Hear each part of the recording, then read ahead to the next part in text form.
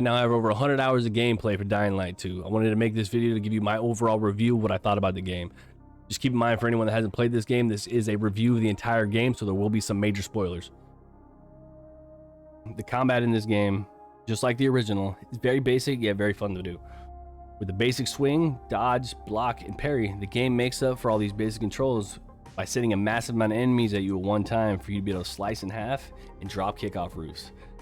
If you don't know, drop kicking zombies is very fun. It's one of my favorite things to do. Once you start getting farther into the game and start leveling up and unlocking skills, the combat starts to feel much smoother and faster, but it doesn't make the controls feel any much more advanced or harder to pull off. So the one thing I will say, I played the entire story through twice on hard difficulty. My only complaint with the combat is that I never felt challenged unless I was in a small confined area surrounded by 3+ volatiles where I couldn't use my dodge mechanic properly, until I finally got to New Game Plus, which was released almost 3 months after the game dropped. So that means anyone that got the game when it first came out had to endure this for 2.5–3 months. The original playthrough didn't even make me think about sleeping at night. We just ran around slaying zombies at ease, trying to collect more and more zombie trophies, which is what you use to upgrade any equipment that you have in the game. Now on New Game Plus, I run from howlers unless my sole purpose is to start a chase and kill zombies, kill volatiles, and try to stay alive as long as I can.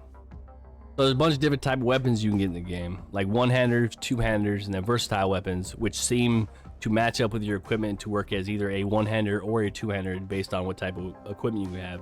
Because you can get brawler equipment which makes your one-handers hit harder and take less stamina to use. You can get your tank equipment that makes your two-handers hit harder and you take less stamina to use. And then you can get your archer gear, which I'm going to next, that makes your bows hit any harder. And then when you get the bow, it just feels so overpowered, I stopped chopping zombies in half and just started shooting zombies for most of the game, which is still enjoyable. Don't get me wrong, you start missing chopping zombies in half and drop kicking them off roofs. Did I mention my equipment for drop kicks? There isn't any, but there should be. I ended up finding a good mix of zombie chopping and arrow shooting, which the game kind of makes you do because feathers are needed to craft these arrows, and unless you are solely looking for them on rooftops, spending plenty of time going from rooftop to rooftop finding feathers, they're very limited and very hard to find. Next thing I'd like to talk about is the environment and the overall graphics in this game. In my opinion, it's done very well, and it makes it a very pleasing experience, make you feel like you are a part of the post-apocalyptic world that is happening around you.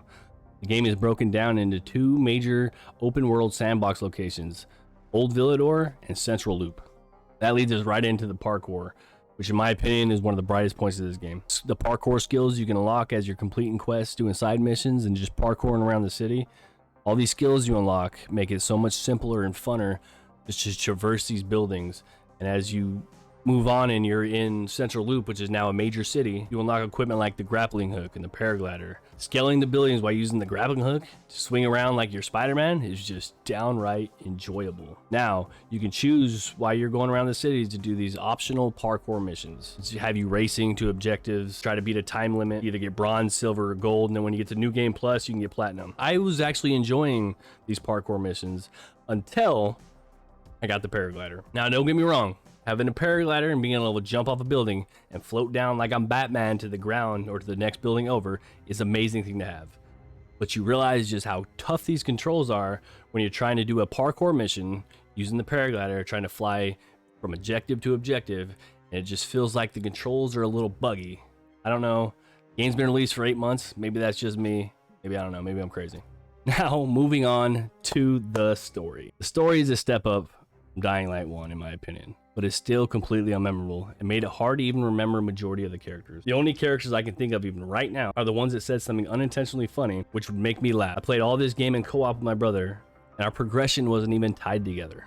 The host would carry on, but the secondary player would be stuck at the beginning of the game, just much stronger with better equipment.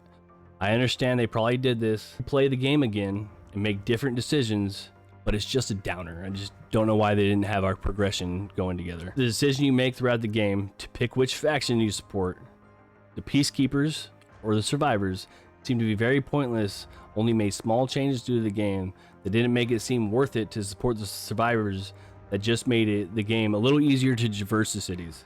That's it. Meanwhile, supporting the Peacekeepers, which seem like to be the bad guys in the game, you get combat equipment like the semi-auto crossbow. Need I say more? But yeah, just a disappointment all around. One of my major complaints I have with this game's story is the buildup of the main villains. Feels like 90% of the cutscenes talk about Butcher, the leader of the Renegades, which is a group of drug-filled bandits that roam the land that you drop kick and chop in half, just like everyone else. When you finally meet this so-called badass, depending on which direction you took in the game, he's in the game for 10 to 30 minutes max. That is it. Not to mention one of the worst boss fights I've ever had in any game. When you fight the end boss at the end of the game, it is literally the most disappointing thing I've ever played. You literally just run around an arena with this slow boss chasing you around, and if you have arrows, you can literally just shoot him to death and there's nothing you can do about it. He walks at you, he jumps at you, you dodge, you shoot him, you hit him, you dodge, whatever you want to do. He is the slowest, most boring boss I've ever played in any game. But I digress. I didn't come here for an uplifting story. I came here for zombie chopping and renegade drop kicking. But it's only a disappointment when the 500 hours gameplay they promised may be there, but it's going to include you going through every nook and cranny of this map, finding all the secrets, completing all the side missions, and replaying it to see how every story ends. It just doesn't seem like it would be that captivating by yourself as it has been for me playing with my brother and a group of people. You can only hope that Techland could do exactly what they did with Dying Light 1 and implement events and DLC to keep people coming back to play the game. But after all that is said, if you enjoyed the first Dying Light, I guarantee you will enjoy Dying Light 2. It takes all the good things from the original and just makes it better. I've had a lot of fun with this game. I will continue to play this game with my brother.